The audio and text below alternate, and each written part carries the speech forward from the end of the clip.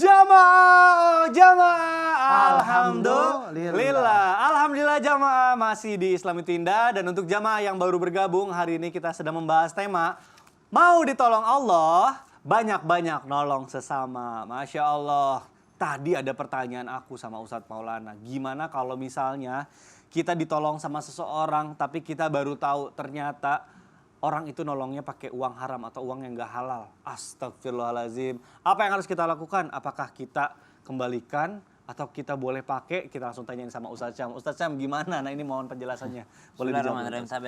Maulana Mas Mikdad.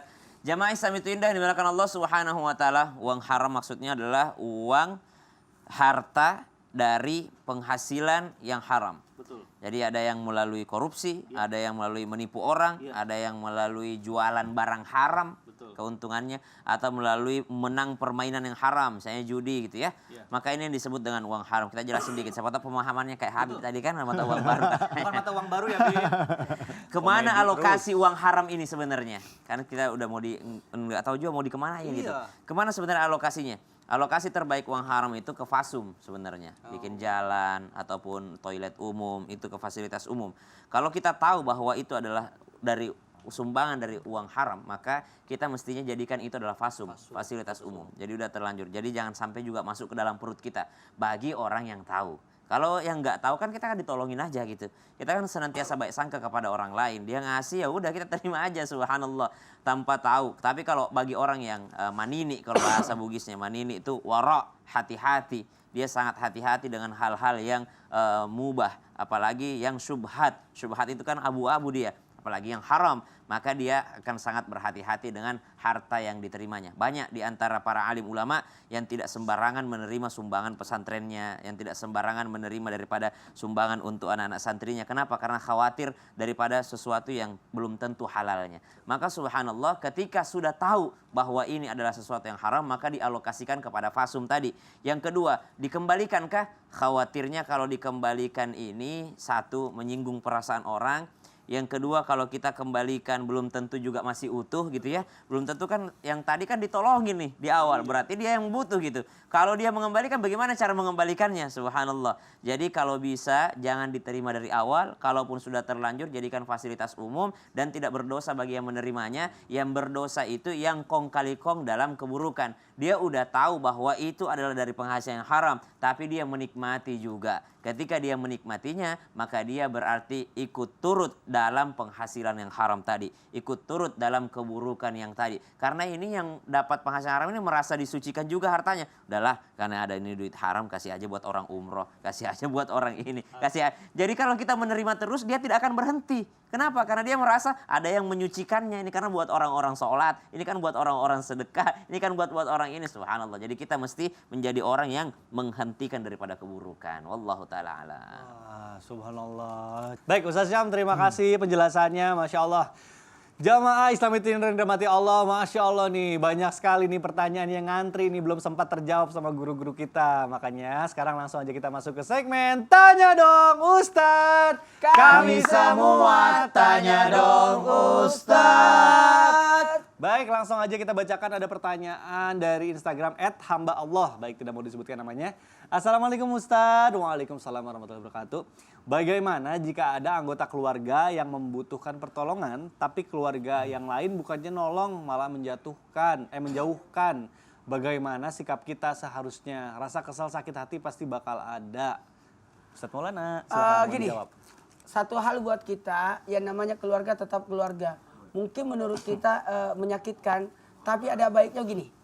Saya rasa kita tidak punya, bukan memiliki keluarga satu aja, tapi masih ada yang lain. Sekedar tahu aja. Sekali lagi, sekedar tahu aja.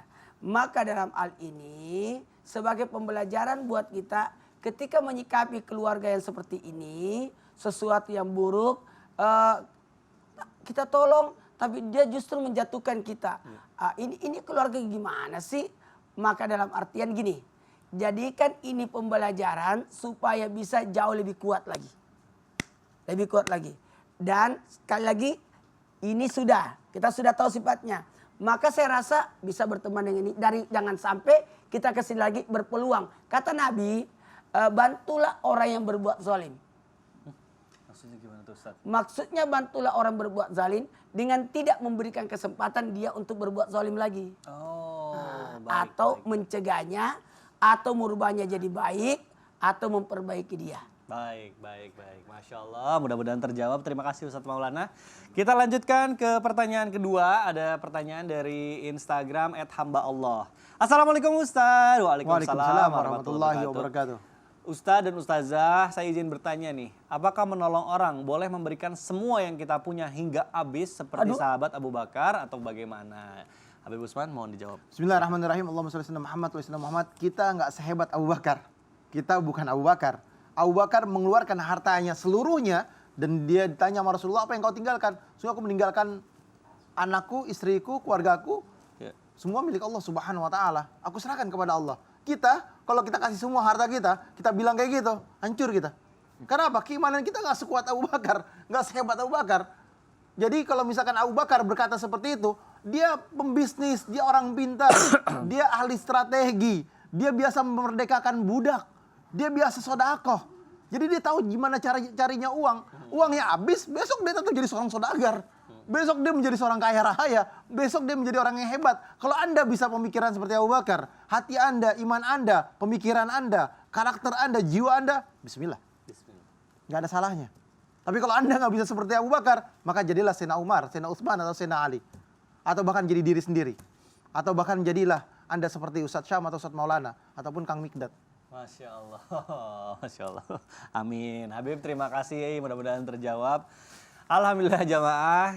Tadi sama-sama kita sudah menyimak, tadi sudah dijawab oleh guru-guru kita pertanyaan yang masuk ke sosial media Islam Tinda. Dan sekarang saatnya kita insya Allah bermuhasabah dan insya Allah nanti ditutup oleh doa dipimpin oleh guru kita Ustadz Syam. Silakan guru. Bismillahirrahmanirrahim. Jamaah Islam itu indah dimuliakan Allah Subhanahu wa taala. Teringat ayat yang dibacakan tadi oleh hafil-hafil cilik kita, di mana Allah Subhanahu wa taala menjelaskan kisah tentang Nabi Musa alaihi salam yang kabur dari Mesir ke Madian. Setibanya di Madian, Nabi Musa alaihi salam yang dalam keadaan fakir tuh udah berat banget bebannya. Nabi Musa alaihissalam bukannya ditolongin sama Allah, tapi Nabi Musa alaihissalam ditunjukkan oleh Allah Subhanahu wa taala dua orang wanita yang harus ditolongin. Maka Nabi Musa alaihissalam ketika minta tolong kepada Allah, Rabbi inni lima anzalta ilayya min khairin faqir, justru Allah mengirimkan dua orang wanita yang butuh bantuan. Maka pada saat itu juga Nabi Musa alaihissalam menolong daripada dua wanita tadi.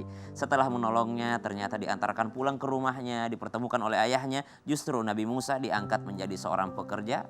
Kemudian Nabi Musa diangkat menjadi seorang menantu. Dan Nabi Musa alaihissalam mendapatkan kebaikan daripada keluarga tadi.